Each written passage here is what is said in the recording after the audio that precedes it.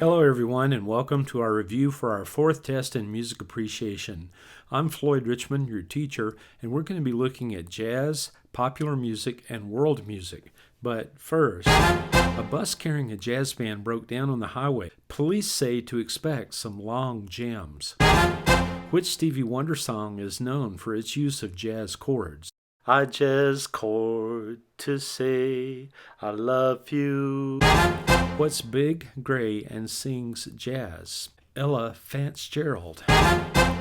Patty, the wife of the local big band leader, was at the airport going through customs. The custom agent asked, "What do you have in those 2 sacks?" Patty answered, "Mobile phones." The agent asked, "Why so many phones?" Patty answered, "On my trip, I had a call from my husband, and he asked me to bring back 2 saxophones." Why do farmers play smooth jazz for their corn? It's easy on the ears. Did you hear about the person who could not listen to Brazilian jazz? He said maybe 100 jazz or 1,000, but Brazilian jazz is just way too much. But seriously. So first, let's look at jazz. The most unique thing about jazz is it is the convergence of European and African American traditions. We'll talk more about that later.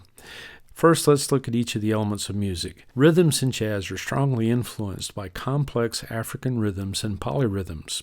Syncopation is often used. Some jazz is played straight. That includes straight eighth notes like this. 1 and 2 and 3 and 4 and. Some jazz is played with swing eighth notes so that the first is longer and the second shorter.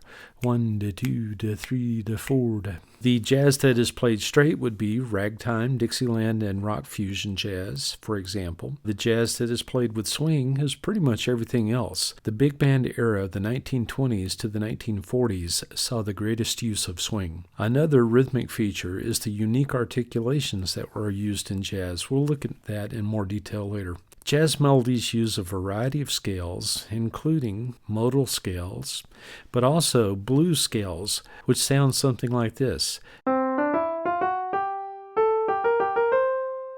Improvisation was a key element and was expected of soloists.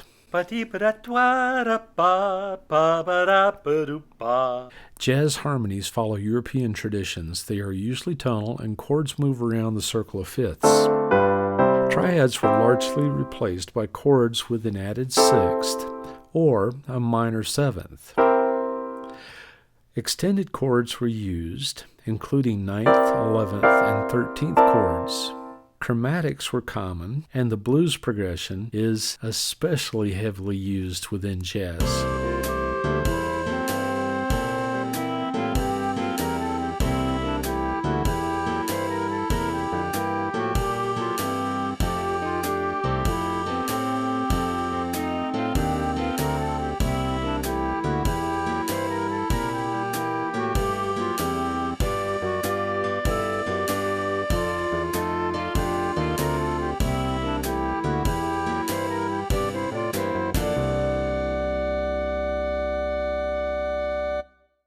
Textures. Jazz textures are almost 100% homophonic. When it comes to jazz forms, there are lots of 32-bar songs with 8 bars devoted to each section, ABAA, ABAC, and so on. The vocabulary is sometimes misused by practitioners, but the head is the melody of a piece or the start of a piece.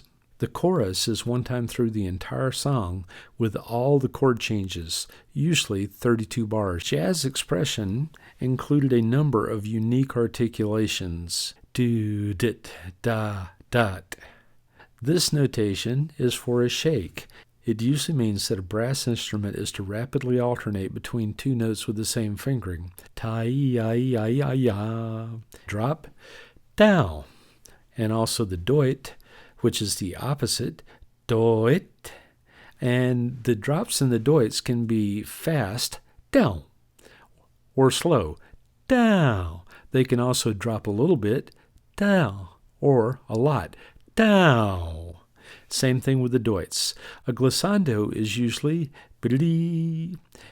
A glissando down would be the opposite, be-dee-da-dum.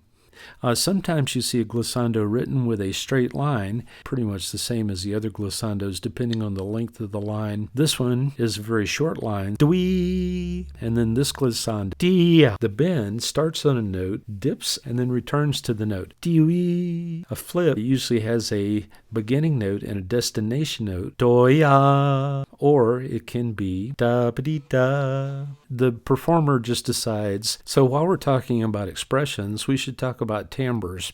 One of the things that's unique about jazz is that it uses a variety of mutes on the instruments. The mutes placed in the bell of the trumpet or trombone. There are various kinds of mutes: the cup mute, the straight mute, the harmon mute, the plunger, and you can also mute the instrument with your hand. There are several different ensembles that are common in the world of jazz. One is the big band itself. It consists of a rhythm section, which has drums, keys, bass, and guitar. The first row of a big band is populated by the saxophones. There are typically 2 alto saxophones, 2 tenor saxophones, and a bari sax. The next row of the big band will include 4 trombones, and the final row will include 4 trumpets. Besides the big band, which was especially popular from the 1920s to the 1940s, we have a lot of jazz that is performed with what we would call a jazz combo. A jazz combo includes a rhythm section like we described before, drums, keys, bass, and guitar, and then 1 or 2 solo instruments on any instrument. So let's talk a little bit about the history of jazz. Jazz originated from a combination of many different kinds of music. The oldest of those would have been African American spirituals, Swing Low, Sweet Chariot. Another type of music that contributed to jazz was the blues. The blues arose in the Mississippi Delta between the 1890s and the early 1900s, and you listen to Jailhouse Rock, and that is a very strong blues progression. Ragtime also contributed to jazz. It arose between the late 1890s to the mid-1910s, and you had a ragtime piece in your listing this week as well. Dixieland arose in New Orleans between 1900 and the late 1920s. Oh, when the Saints, played by a Dixieland band, the trumpets playing the melody, the clarinets filling in notes in between, and then an accompaniment created by a tuba playing the ooms and trombones playing the pas. The big band, or the swing band as it is called, flourished from the 1920s to 1950. In 1950, we had the rise of bebop, which is a unique style of jazz, which was less suited to dancing and more virtuosic. It was more for listening. There were other styles of jazz that developed after the 1950s. These included avant-garde, Latin, fusion, funk, and more. Jazz also developed in specific cities. The following is a description of the earliest jazz in these cities. In New Orleans, which was on the Mississippi River, we found a melting pot of many of these styles. It was one of the earliest jazz cities and was a center for early Dixieland music. Early musicians were King Oliver, who played cornet or trumpet, Louis Armstrong, who played trumpet and sang vocals, and Jelly Roll Morton, who played the piano.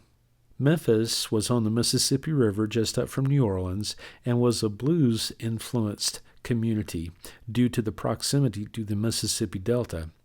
Memphis provided opportunities for traveling jazz artists to play on Beale Street, at the Savoy Club, at the Cotton Club, and more. Many musicians experienced the blues influence of jazz as they were playing there. St. Louis is also on the Mississippi River and was a center for ragtime. Scott Joplin, the king of ragtime, is its best-known early jazz musician.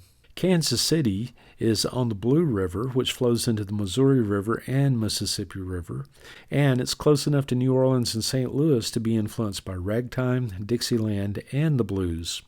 Early musicians from Kansas City were Count Basie, who played piano, and later Charlie Parker, who played saxophone. Charlie Parker was a major player in the development of bebop jazz. If you continue the Mississippi River northward, you can't quite make it to Chicago, but you almost can. The Chicago jazz scene was very active in the early years of jazz, and it was a center for what I would call flapper jazz, 1920s jazz, and the jazz like the Star Wars Cantina Band.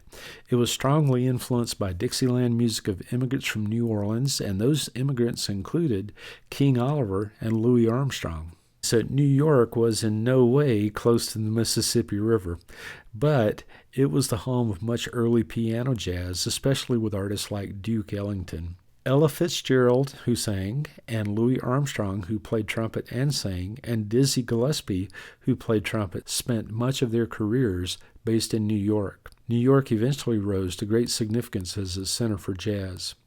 Louis Armstrong started in New Orleans, moved to Chicago with King Oliver, then broke away from King Oliver and moved to New York with his wife to pursue his jazz career there. In later years, all of these cities and the rest of the nation saw much more mature jazz scenes develop. And we should also talk a little bit more about the history of big bands. The golden age of jazz was from 1920 to 1940, primarily due to the popularity it received by radio play, a new invention of the 1920s. These bands dominated these years, although a few may lie outside this time frame. Louis Armstrong and his orchestra was most famous for these songs: What a Wonderful World, Mac the Knife, Summertime, When the Saints Go Marching In, St. James Infirmary Blues, Georgia on My Mind. It's too bad that we just don't have more time for listening, because every one of those pieces is fantastic. Although the information that is here about the specific songs will not be on the test, I am offering this to you for those of you who may not have decided on a project or a paper yet. These musicians would make a great subject for your paper. The Count Basie Orchestra's most famous piece was 1 O'Clock Jump. The Cab Calloway Orchestra's most famous piece was Minnie the Moocher. Tommy Dorsey and his orchestra played I'll Never Smile Again. Duke Ellington and his orchestra played Satin Doll, Don't Get Around Much Anymore, Take the A Train, and It Don't Mean a Thing. Maynard Ferguson played much more, but he is especially known for Gonna Fly Now, which is the theme from Rocky. Dizzy Gillespie and his orchestra is well known for his Night in Tunisia. Benny Goodman and his orchestra is well known for Sing, Sing, Sing. Woody Herman is well known for Woodchopper's Ball. Stan Kenton and his orchestra is well known for Artistry in Rhythm. Henry Mancini's orchestra is a little bit unique compared to all of the rest of these, but he is famous for having composed the Pink Panther theme, Moon River, and Peter Gunn. The Glenn Miller Orchestra was a military band, and they produced a long string of hits, including In the Mood, Chattanooga Choo Choo, Stardust, Tuxedo Junction, Bugle Call Rag, American Patrol, Little Brown Jug, Moonlight Serenade, and A String of Pearls. King Oliver is best known for Dippermouth Blues. The Buddy Rich Band is a little bit different from the rest on this list as well. The tune that they are best known for is The Beat Goes On. Artie Shaw and his orchestra is well known for Begin the Beguine, Stardust, Moonglow, and Any Old Time. And Sun Ra Orchestra is a jazz avant-garde group that plays very free jazz, and their most famous piece is Saturn. And you should also be aware of these very prestigious cover bands. They didn't create hits themselves, but they played all the music from the tunes above, plus many more. The BBC Big Band was outstanding. Doc Severinsen and the Tonight Show Band, the Lawrence Welk Band, and the University of North Texas 1 O'Clock Lab Band were also all likewise fantastic. Okay, that's going to conclude our review of jazz. Next, we're going to be looking at popular music. But first, what was the balloon's least favorite kind of music? Pop music. Billboard genres of popular music include numerous variations of the following: country, rock, pop standards, soul, rhythm and blues, dance music, including house, hip-hop, rap, etc., folk music, Latin music. Additionally, a cappella, boy bands, ballads, and innumerable other styles are common. Sacred and secular music are found in each of these categories, as are commercial and educational music. It's common to think of popular music by decades. In the 1950s, we saw folk music, country music, including Hank Williams Sr., and early rock, including Elvis. In the 1960s, we saw the introduction of the clean electric guitar, Beatles, and Elvis. Of course, there was a continuation of everything that went on before, and that is true of every decade in popular music. In the 1970s, we had an emphasis on the distorted guitar. We had classic rock, heavy metal, disco, and a continuation. In the 1980s, we had dance music, including hip-hop and rap. The music was keyboard-centric, and there was again a continuation. In the 1990s, 2000s, 2010s, and 2020s, we had boy bands, female superstars, and the continuation. Let's look at the elements of music in popular music. We'll start with rhythms. Rhythms were many and varied according to the style of the music. Jazz-related pieces may swing. Most country, western, rock, and dance music is straight. Meter is generally quadruple with only occasional triple meter. There is little to no asymmetric meter. A drum set keeps the rhythm, eliminating the need for a conductor. A low sound such as a bass drum is often found on beats 1 and 3, and a penetrating sound such as a snare or clap is found on beats 2 and 4. The drum kit plays in an accompanying pattern but often provides rhythmic fills and empty spots in the music. Popular music melodies. Melodies were written primarily for voice. Consequently, they're usually singable and in a narrow range, but sometimes they're written for a virtuoso performer, and so those melodies might well be beyond the abilities of the average singer. Melodies conform to the scale strongly, with very few accidentals or chromaticism. Popular music harmonies. Historically, there are lots of major songs, but in recent years, there have been more minor songs. Popular music has many simple harmonies compared to classical music. Popular music uses many repeated chord progressions, which make it easier for the musicians to memorize. Modulations are simple compared to classical music. Only a handful of songs do anything more than a direct modulation, although some shifts from major to relative minor and back occur. The texture of popular music is almost universally homophonic. When it comes to popular music forms, this form is almost universal. An introduction, followed by a verse, a chorus, a second verse, a repeat of the chorus, a bridge section, and then another chorus or two before an outro. This is changing, however, with pre- and post-choruses and instrumental features often being added. The average length of a song is approximately 3 minutes. When it comes to expression in popular music, timbre is an important consideration. The timbres include a rhythm section, acoustic guitar, electric guitar, keyboard, bass, and drum set. Timbres usually include lead vocals, which may be solo or groups of male or female singers or mixed groups. Unique timbres are provided with electronic keyboards and other electronic instruments. Songs about love and relationships are exceedingly common, but any topics are possible. And we already talked about the various genres of music, so there are many forms of expression in popular music. So at this time, we're going to move ahead to world music. But first, which computer brand will always win the Grammys? Adele. World music is literally music from around the world, and for our definition, we're going to say that world music is anything that is not classical art music. In North America, we have a number of Appalachian residents, and they created a variety of musical styles, including folk songs and country, but especially bluegrass. In Louisiana, we had the Cajun residents creating Zydeco. When we were talking about jazz, we talked about many of the different types of music that African Americans contributed. But these include spirituals, blues, Dixieland, ragtime, and more. In North America, we had Native Americans who were also active musically. They used a good number of drums and rattles. They might put on bells and dance. They used vocals, but there was no scale. And they also created flutes, but once again, there were no scales. They would just burn holes in the bamboo at a distance that were appropriate for the fingers of the performer, and that would become the scale that would be used. In South America, while we're talking about Native Americans, in Peru we had some wonderful flute players. There was a strong Latin influence, and you see this in the many instruments that are used. The güiro, the claves, the castanets, and the maracas are just a few examples.